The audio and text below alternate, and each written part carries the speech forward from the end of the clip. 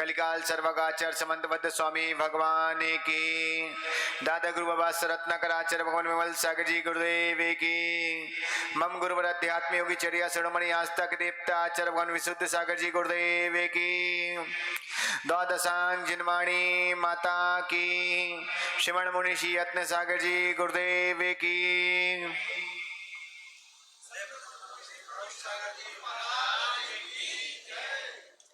आज पुनः हम सबके महापुण्य का उदय हुआ है। हम सभी इस युग के महान अध्यात्म के राजहंस चर्या शिरोमणि आचार्य गुरु विशुद्ध सागर जी महाराज के आशीर्वाद से एवं मां जिनवाणी की कृपा से अपनी वाचना को प्रारंभ कर रहे हैं। निसंकित, निकांक्षित और निर्विचिकित्सा। आज है अमूर्त दृष्टि। निसंकित में हमने समझा कि किसी भी प्रकार की मन में कोई शंका नहीं करना, मतलब शंका से रहित हो गए तो हम क्या हो जाएंगे? निसंकित हो जाएंगे। कांक्षा से रहित हो गए तो निकांक्षित हो जाएंगे। और निर्विचिकित्सा मतलब चिकित्सा मतलब जो गिलानी भाव से रहित हो गए तो हम निर्विचिकित्सा के धारी हो जाएंगे। आज ये अमूढ़ दृष्टि मतलब अमूढ़ दृष्टि मतलब मूढ़ दृष्टि, खोटी दृष्टि, खोटी बुद्धि से रहित हो गए तो हम अमूढ़ दृष्टि हो जाएंगे। ये चार जो आ रहे हैं ना, ये चार तो थे त्याग रूप में, और आगे जो चार आएंगे वो है ग्रहण, उपगोहन, स्थितिकरण, प्रभावना और वात्सल। वो अपन धीरे धीरे समझेंगे। आज का जो श्लोक है ना, इस श्लोक को और इस श्लोक के साथ इसका जो व्याख्यान उसको अच्छे से दिमाग से बुद्धि पूर्वक समझना। कई बार ऐसा मन में आता है कि हम कभी इतने दिन से सुन रहे ये मत करो वो मत करो, आज इस श्लोक में हम बता रहे कि वो सब क्यों मत करो। ठीक है, आप सब लोग 14वें श्लोक को खोल लो। कापते पते दुखानाम कापत से संप्रपति असंपीतीर्णो कीर्ति रमणा दृष्टिरुच्यते। कापते पते दुखानां कापतस्य संप्रतति असंपत्तिरणो कीर्ति रमूणा दृष्टिरुच्यते। यहाँ आचार्य महाराज बहुत अच्छी बात बता रहे हैं। आप देखो, कापथे शब्द आपको याद है? आपने पहले भी कहीं श्लोक में पढ़ा। अपन ने 9वां श्लोक पढ़ा था ना, उसमें आया था ना शास्त्र के श्लोक में। देखो कापथे आया है, 7 के 9वें श्लोक में आया। क्या आया? कापतम चट्टनम, मतलब कापथे मीन्स होता है, कापथे मीन्स होता है मिथ्यात आदि। ठीक है ना, तो वही यहां बता रहे। क्या बता रहे? पथे दुखाणाम, पहले दुखाणाम, जो दुखों के कारण है। दुखों का कारण कौन है? मिथ्यात आदि, कुमति, कुज्ञान, कुसुत और कुअवधि। ये जो है ये क्या है? और कु मिथ्या दर्शन, मिथ्या ज्ञान और मिथ्याचारित्र जी क्या है? दुखों के कारण है। और मिथ्या आदि के कारण से जो मन में क्या होता है? सहन करने की ताकत कमजोर हो जाती है। शारीरिक रूप से सहन करने की ताकत कमजोर हो जाती है, वाचनिक रूप से सहन करने की ताकत कमजोर हो जाती है। तो वहां आचार्य महाराज कह रहे हैं मन की सहमति नहीं होना, शरीर की सहमति नहीं होना और वचन से प्रशंसा नहीं करना, यह अमूढ़ दृष्टि है। किसकी नहीं करना? मिथ्यात आदि की। आप देखो, जैसे हम लोग मूलाचार का स्वाध्याय करते जब, तो अशोक जी मूलाचार के स्वाध्याय में एक प्रसंग आता है कि मुनियों के लिए लिखा हो सकता है कोई मुनि विहार कर रहे। देखो, ये तो पक्का मान के रखना कि हर मुनि का ऐसा कीर्ति एक सा नहीं होता है। आप एक पल के लिए अपने ही देख लो कि आचार्य भगवान सन्मति सागर जी गुरुदेव थे कि नहीं? कितनी तपस्या थी, कितना त्याग था। आचार्य उनके सामने देखो, उनके समकालीन आचार्य भगवान विमल सागर जी थे। उनकी तपस्या सन्मति सागर जी जैसी उतनी उत्कृष्ट नहीं थी, लेकिन तपस्या तो उनकी भी थी। उनका भी अन्न का त्याग था। उनने भी अपने जीवन काल में 5000 उपास किए, सब कुछ। लेकिन क्या था? विमल सागर जी का एक अपना प्रभाव था, सन्मति सागर जी का एक अपना प्रभाव था। है आप देखो, तपस्या के क्षेत्र में आचार्य भगवान आदि सागर जी 7 दिन बाद एक उपास के बाद 7 उपास के बाद आहार करना, और उसी समय आचार्य भगवान शांति सागर जी, तो उनका एक अपना प्रभाव था है। जैसे क्या होता है, आचार्य भगवान शिव सागर जी, वीर सागर जी है, शिव सागर जी आचार्य पद पे थे, परंपराचार थे, लेकिन उस समय आचार्य भगवान देशभूषण जी भी थे, उनका एक अपना प्रभाव था। तो प्रभाव होना ये ऐसा कीर्ति कर्म का उदय है। तो ने मूलाचार्य में बहुत अच्छी शिष्यों को समझाने के लिए गुरुदेव ने बहुत अच्छी बात लिखी, पवन भाई जयपुर, उन्होंने लिखा है कि आप क्या है कि जो शिष्य होता है वो बिहार कर रहा है, बिहार कर रहे हैं, और कभी बार क्या होता है बिहार करते करते कोई ऐसे साधु मिले जो जैन नहीं है। अब उनने देखा कि वो तो एकदम 25-25, 33 लाख की गाड़ियों के 8-10 काफले सन सन सन सन निकल रहे, फिर मन में क्या भाव आ सकते मदन भाई, मन में भाव आ सकते कि अरे यार ये देखो हम इतनी तपस्या करते, एक टाइम भोजन करते, कपड़े नहीं पहनते, ठंडी गर्मी सब कुछ सहन कर रहे, और ये देखो सब रखते, अपनी पत्नी को रखते, दिन भर खाते, अवक्ष खाते, दुनिया भर कोई खाने पे कंट्रोल नहीं, फिर भी देखो इनका तरह प्रभाव है। तो ऐसा भाव आना कि कहीं ऐसा तो नहीं हम गलत हो, ऐसा भाव आ सकता है किसी मुनि के मन में। तो आचार्यों ने पहले समझा दिया कि ऐसे भाव नहीं करना, ऐसा कीर्ति जो है वह भी कर्म का योग है, और कर्म पुद्गल है, और पुद्गल हमारी आत्मा का स्वभाव नहीं होता है। कभी आपने विचार किया पुद्गल मीन समझते आकाश है क्या होता प्रदीप? अजीब, जिसमें चेतना नहीं पाई जाए वो होता है पुद्गल। ठीक है, जैसे कि आत्मा अपने शरीर में है, तो इसमें चेतना जो है उसको आत्मा भी बोलते, चेतना भी बोलते, जीव भी बोलते। ठीक है ना, कभी भी कोई सम बोले ना तो तीनों एक से समझना, जैसे पानी बोल दो, जल बोल दो, नीर बोल दो, ये सब एक ही है, ठीक है नहीं। तो पुद्गल जो होता है वो क्या होता है, जो हमारा शरीर दिख रहा है वो क्या है, पुद्गल है। अगर इसमें से आत्मा निकल जाए तो शरीर चल पाएगा क्या, बोल पाएगा क्या, देख पाएगा क्या, नहीं देख पाएगा। तो ये क्या है, पुद्गल है। आपके जो वस्त्र है वो क्या है, पुद्गल है। आपकी चेन है वो पुद्गल है, आपकी घड़ी है वो पुद्गल है, आपका ब्रेसलेट है वो पुद्गल है, आपका मोबाइल है वो पुद्गल है। जितनी सारी चीजों को तुम आंख से देखते हो, जितनी सारी चीजें आंख से देखते हो वो सब क्या है। तो इसका मतलब ये नहीं है कि जिनको हम आंख से देख सकें वही पुद्गल है, जिनको हम आंख से नहीं देख पाते वो भी बहुत सारी चीजें पुद्गल है। तो याद रखना, केवल एक आत्मा को छोड़ के 6 द्रव 9 पदार्थ 7 तत्व 5 अस्थिकाय में केवल एक आत्मा को छोड़ के कोई भी जीव चेतन नहीं है, बाकी सारी चीजें पुद्गल ही हैं। चाहे काल हो, चाहे धर्म हो, चाहे अधर्म हो, चाहे आकाश हो, है ना, जितनी सारी चीजें क्या है, पुद्गल है। तुम आकाश नहीं, जे आकाश नहीं, तुम अपने आप को समझ बैठो, तुम भी पुद्गली हो। जो तो हमें दिख रहे हो वो तो पुद्गली है, सही है ना प्रदीप भाई, कोई डाउट, सही बोले ना। तो पुद्गल है।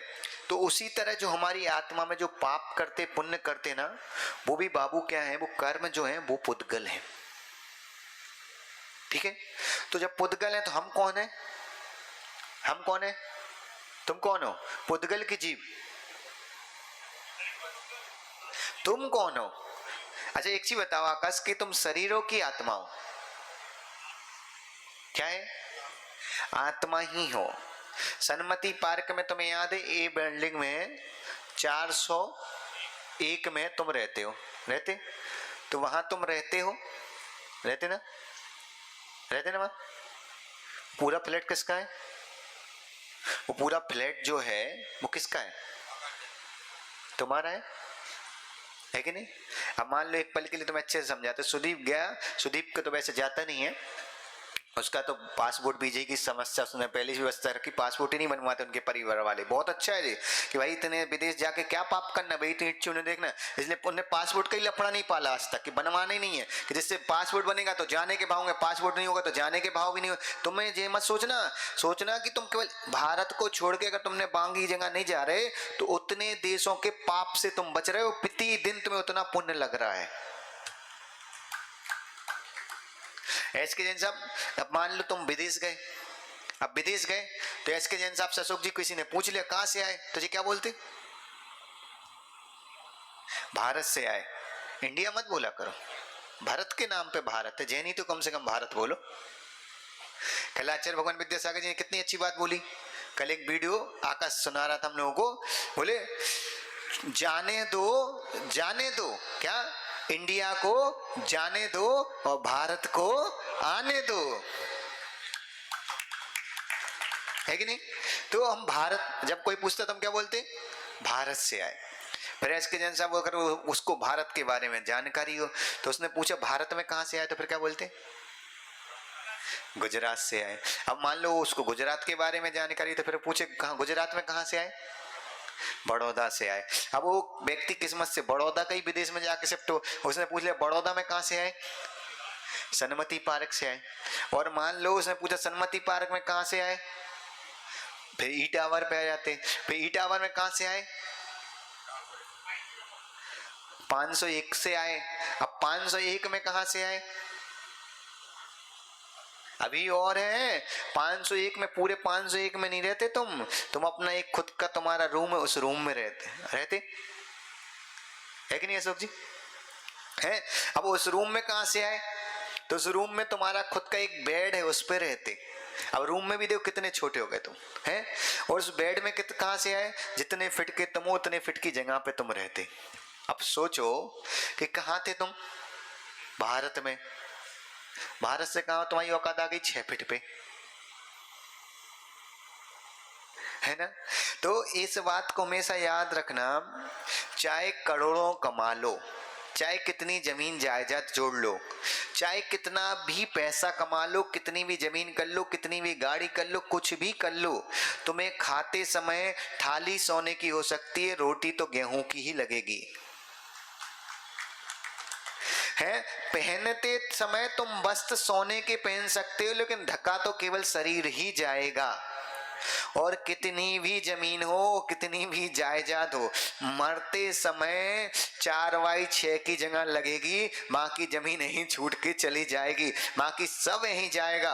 और जो तो बुजुर्ग हो जाते इनकी दशा तो ऐसा हो जाती है, वो रजिस्ट्री करा के नहीं जाए, बच्चों के नाम ना करें, तो बच्चे प्रतिदिन सोचते बुड्ढा कब मर जाए, पता नहीं, उससे पहले रजिस्ट्री करा दे, एक बार रजिस्ट्री करा दे।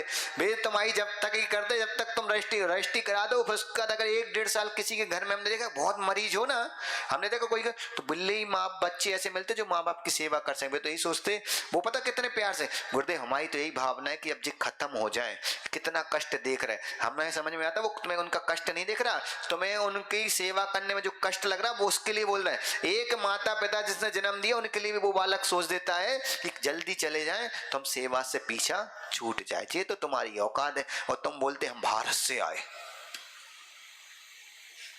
हैं, क्या है? तो क्या, ऐसे किसी भी व्यक्ति की पूजा नहीं करना, ठीक है? अब क्या होता है, अब ऐसे व्यक्तियों की तुम पूजा नहीं करते, लेकिन कई बार क्या होता है, सनमती पार्क के आदिनाथ के सामने राकेश ने हल्ला कर दिया। अब राकेश को लगा कि भाई लोग नहीं आ रहा, तो उसने हल्ला कर दिया कि सनमती पार्क के आदिनाथ के सामने जो भक्तांबर के 48 रिद्धि के मंत्र के दीपक जलाता है, उसकी सारी मनोकामना पूरी हो जाती।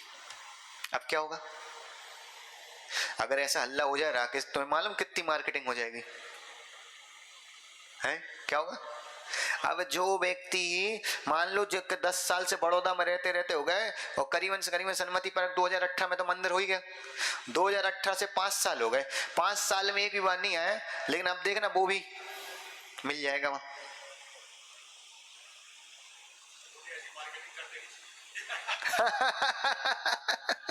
लेकिन अशोक जी, ऐसी मार्केटिंग करने से पाप लगता है,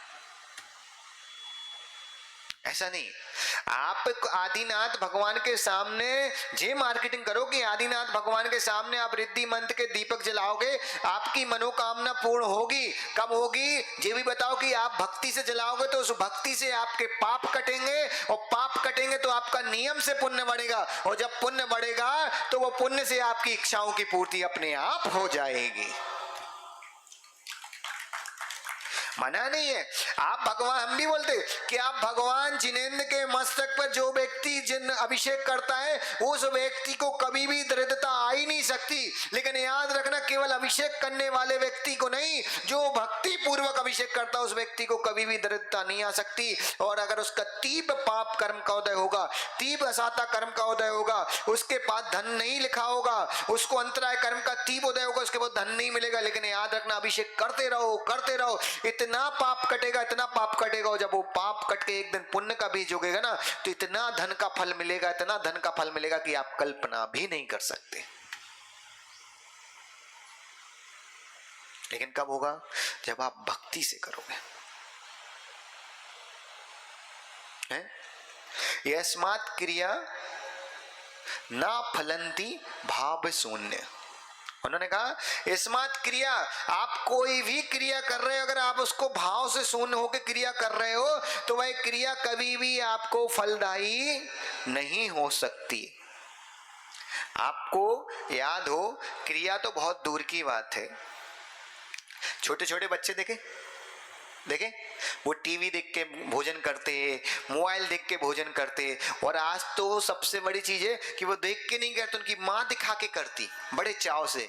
अरे बच्चा खाने नहीं खाता, महाराज जी हम क्या करें, हमें मोबाइल नहीं दिखाएं तो वो खाना ही नहीं खाएगा। अरे भाई, पहले दिन जब उसने खाना खाना सीखा था, जब तो उसको मोबाइल नाम का शब्द भी पता नहीं था, जब तुमने तो दिखाया था। अब हाँ, संस्कार ये हो गए कि अब वो भोजन करता तो कैसे करता? मोबाइल देख के करता। याद रखना, जब कोई भोजन मोबाइल देख के करता, भोजन करते समय और पानी पीते समय हमेशा याद रखना, हम स्पष्ट करें, आप प्रैक्टिकल करके देख लेना, भोजन करते समय और पानी पीते के समय आप जो देखते हो, आप जो सोचते हो, वो दिन भर आपके दिमाग में वो ही चलता है। आप भोजन करो और पानी का गिलास कभी लो ना, तो जीवन में याद रखना, अगर आपको कोई अच्छा कार्य करना है तो उस पानी से बात किया करो पहले। हकीकत बता रहा हूँ, एक अच्छा प्रैक्टिकल बता रहा हूँ। आप पानी का गिलास हाथ में लो, आपको गाड़ी खरीदनी, हम कह रहे उस पानी से बात करो कि मुझे गाड़ी खरीदनी, मुझे गाड़ी खरीदनी। आप 25 बार उस पानी से बात करोगे, याद रखना, आप वो पानी जब पियोगे, वो पानी आपकी नसों में जब भी जाएगा ना, वो आपको गाड़ी कैसे खरीदनी ये बताएगा। लेकिन क्या होता, हमें वहां भोजन में हमारे बच्चे मोबाइल देख रहे, कार्टून देख रहे, हरकतें भी वो दिन भर कार्टून जैसी करती। अब आप कल्पना करो, एक जैन का बच्चा एक पेन उठाता, और पेन उठा के बोलता ढं ढं ढं। अरे एक जैन के बच्चे के मुख से बंदूक चलाने की आवाज कहां से आ सकती? और जैन के क्या, भारतीय के किसी बच्चे के मुख से बंदूक चलाने की आवाज कहां से आ सकती? जे अहिंसावादी देश होने में हिंसा उपकरण कैसे? उसने मोबाइल में जो देखा और वो देख के भोजन किया, तो उसके वैसे परिणाम होंगे, स्वाभाविक है।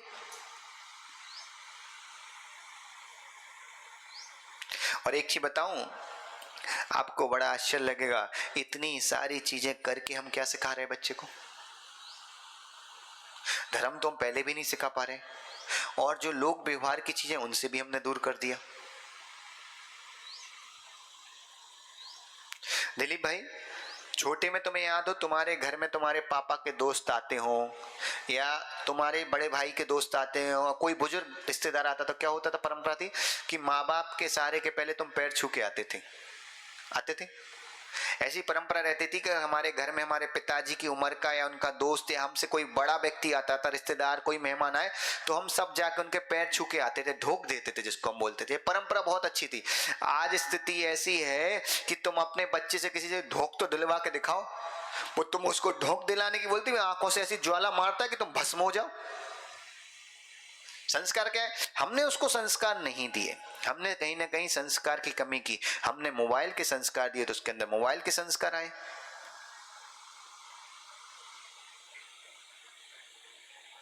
तो यहां क्या कह रहे हैं आचार्य महाराज कि दुखों को, किसी भी दुख के कारण ऐसे किसी भी व्यक्ति की मन से तारीफ नहीं। अब मन से तारीफ नहीं करेंगे तो क्या होगा? अब जैसे कोई चीज देखी, सुंदर लगी, कोई मंदिर गए, कोई कहीं भी गए, किसी भी ऐसी जगह गए जहां जैन जनालय नहीं है, उसके अलावा गए, देखा तो तारीफ, तो वो तारीफ एक ऐसी कि भाई अच्छा बना है, सुंदर बना है, ये तारीफ अलग। लेकिन एक तारीफ कैसे होती? अरे हम तो वहां गए थे, वहां जाके तुम्हें इतना अच्छा लगा, इतना अच्छा लगा कि आज तक हमें किसी मंदिर में नहीं लगा।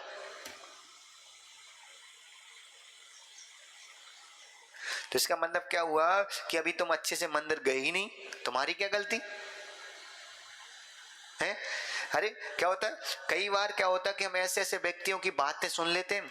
बात सुनना बात अच्छी है, एक चीज हमेशा याद रखना, जीवन में कोई भी बात, चाहे अच्छा व्यक्ति बोले चाहे बुरा व्यक्ति बोले, अगर बात अच्छी है तो उसको हमेशा ग्रहण करना।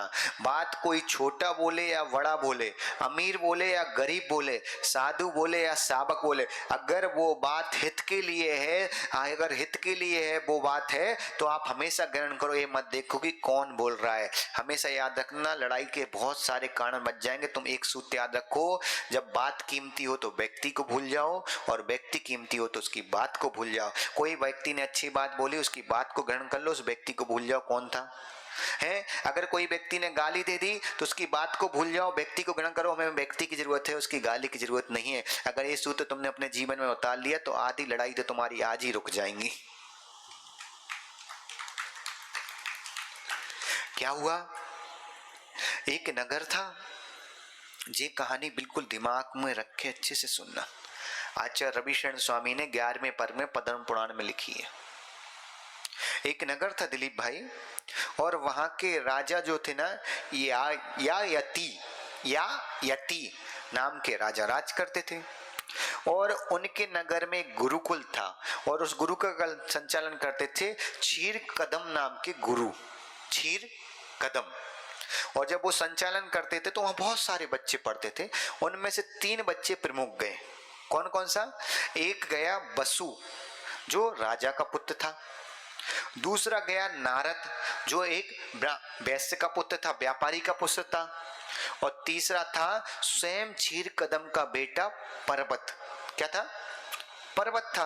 अब पर्वत जब था तो वो तीनों अच्छे मित्रता हो गई, राजा के, वैश्य के और गुरुजी के बेटे की। और तीनों पढ़ रहे थे, गुरु बड़ा अच्छा पढ़ाते थे।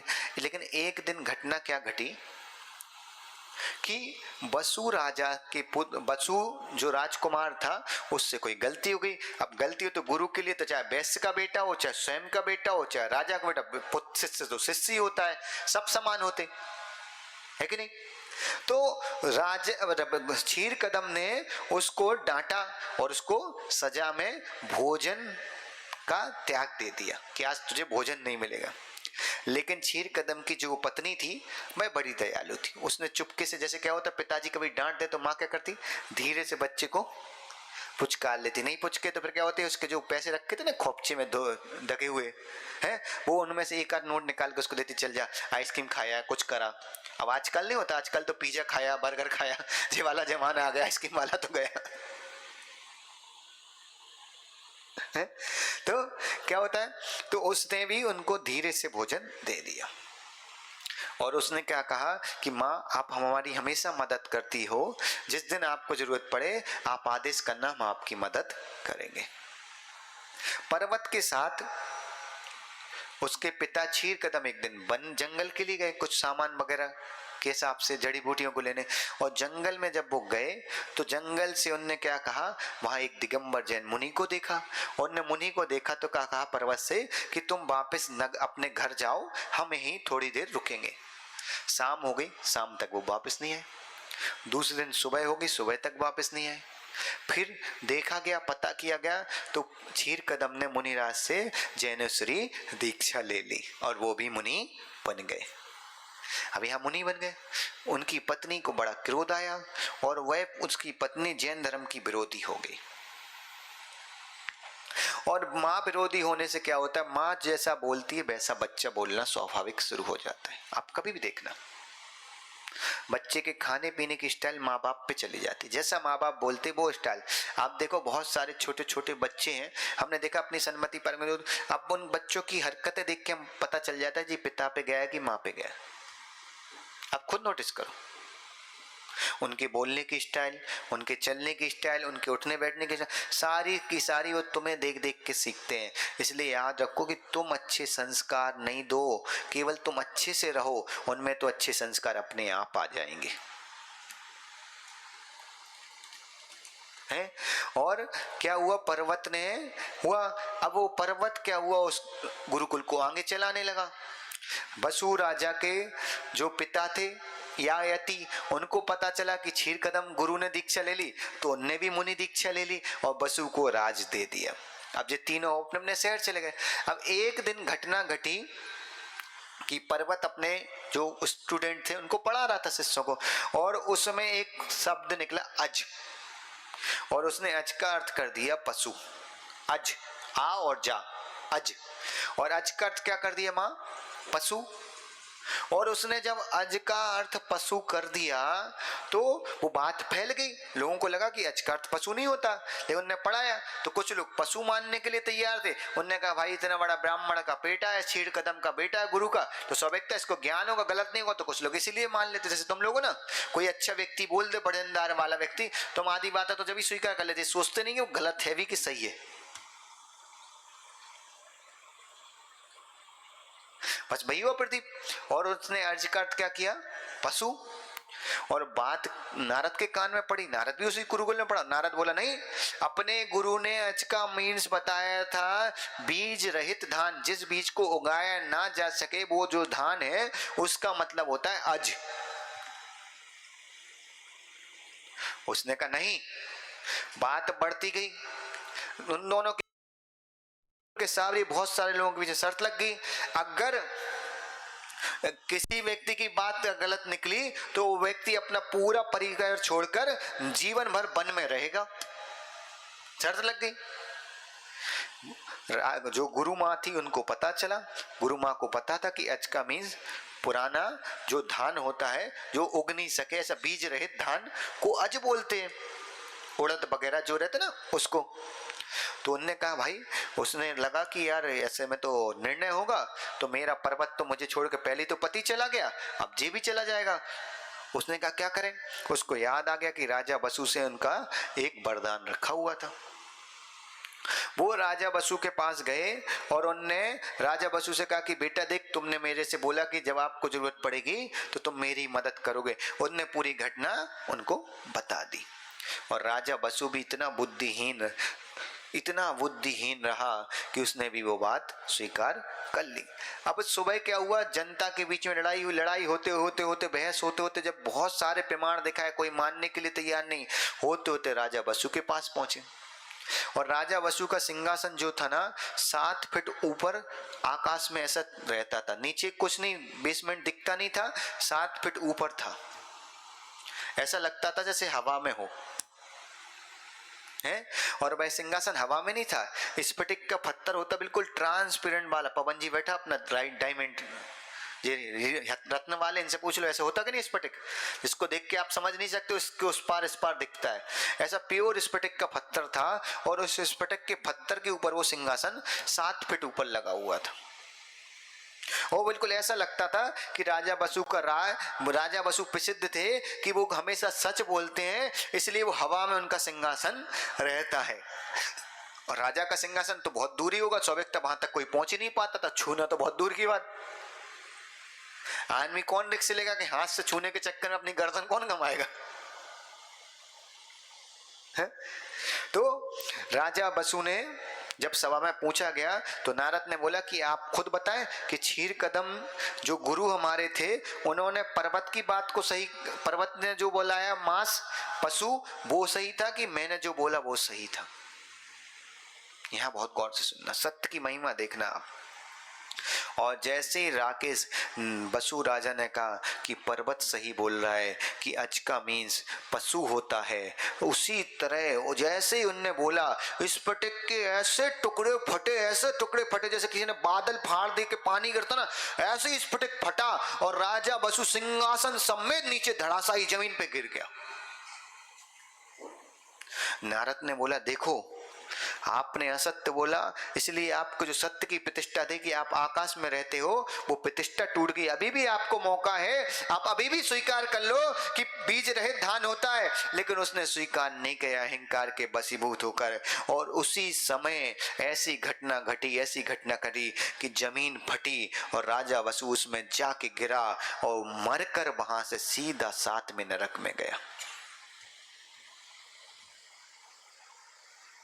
पर्वत भी उस समय तड़प तड़प के मरा और वहां से नरक गया, और नरक से जाके फिर कई वर्षों बाद भटकते भटकते फिर कुछ वर्षों मतलब कुछ भाव बाद वह वेंतर जाति का राक्षस जाति का देव हुआ।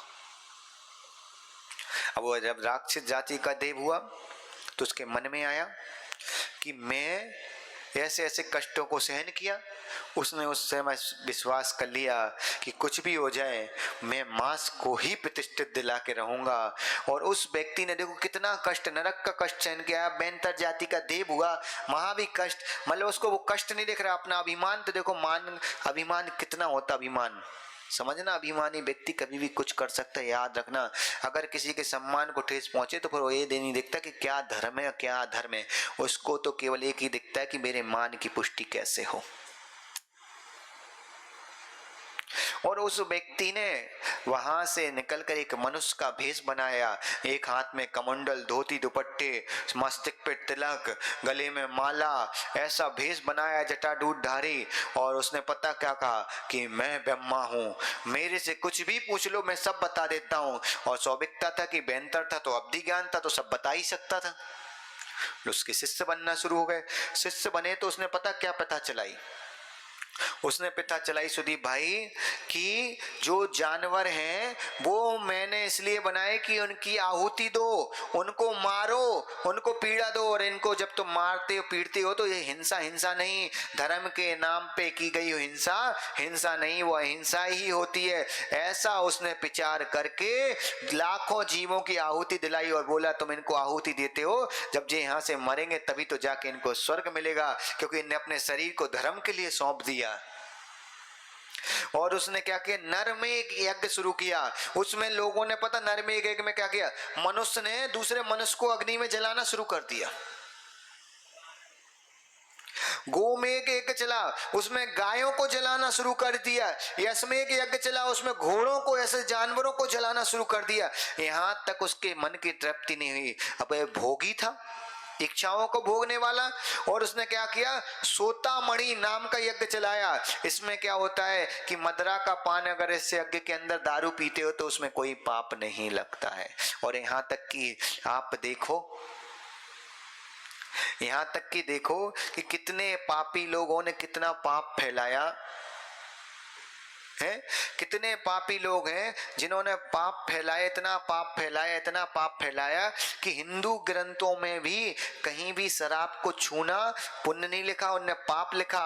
और पापियों ने इतना पाप फैलाया कि उनके खुद के परमात्मा के ऊपर शराब चढ़ाना शुरू करा दिया। आगे उसको नहीं रहा, उसने और किया, गोसव यज्ञ किया। गोसव यज्ञ में कि दूसरे की स्त्री के साथ अगर आप काम सेवन करते तो आपको पुण्य लगेगा। वो स्त्री इसलिए बनी है कि केवल पुरुष की इच्छाओं की पूर्ति कर सके। और ऐसी स्त्री स्वयं अपने किसी दूसरे पुरुष को अपना शरीर सौंपती है तो वह मर के स्वर्ग में देव बनेगी। और उसने मित मेघा नाम का यज्ञ चलाया, जिसमें माँ के शरीर के, स्वयं के माँ के शरीर का भोग करना और पिता की आहुति देना यज्ञ के समय, और अपने माँ के शरीर को किसी ब्राह्मण के लिए सौंप देना भोग के लिए। वह मित मेघ यज्ञ, इसको करने से तुम्हें धन की प्राप्ति होती है। और ऐसा लोक में कितने अपन देखते हैं, चल भी रहे पिताएं।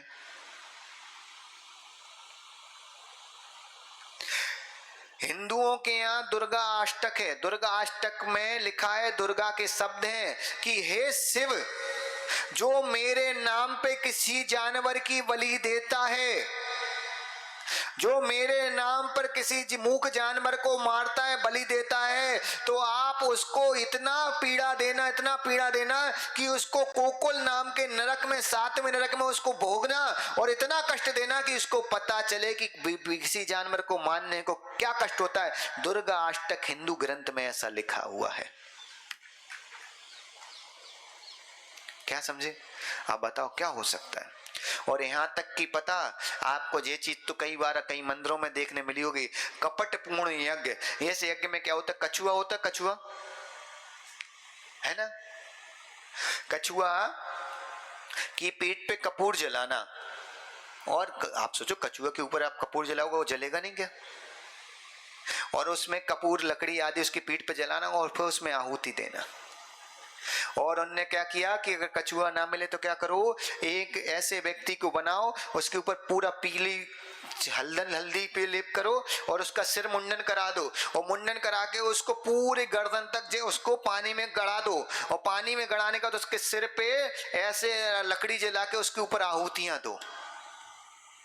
लोग करते हैं, लोग अग्नि के बीच में बैठ जाते, कितने सारे चीजें। अरे इन सारी चीजों से कहां धर्म दिख रहा है? जहां जीवों की सामने, आंखों के सामने हिंसा हो रही, सामने जीवों को बध हो रहा, पीड़ा हो रही, उनको कहां हिंसा हो सकती? कहां हिंसा हो सकती? इतनी हिंसा, इतनी क्रूरता। बताओ, केवल अपने मान की पुष्टि के लिए उसने ऐसे मिथ्यात्व को खड़ा कर दिया। अज मीन्स होता है धान, और नैवेद्य मीन्स होता है चढ़ाना, मतलब जो खाने योग्य चीजें उनको चढ़ाना। नैवेद्य मीन्स होता है चढ़ाना, और बलिपीठ मीन्स होता है जहां हम द्रव्य को चढ़ाते हैं, उस स्थान को, जैसे अपने टेबल होती ना, वो स्थान होती बलिपीठ। और उन्होंने बलिपीठ का अर्थ क्या लगा लिया? जहां मुर्गे बकरी आदि को जाके मानना, उसको बलिपीठ। वो बलिपीठ नहीं है।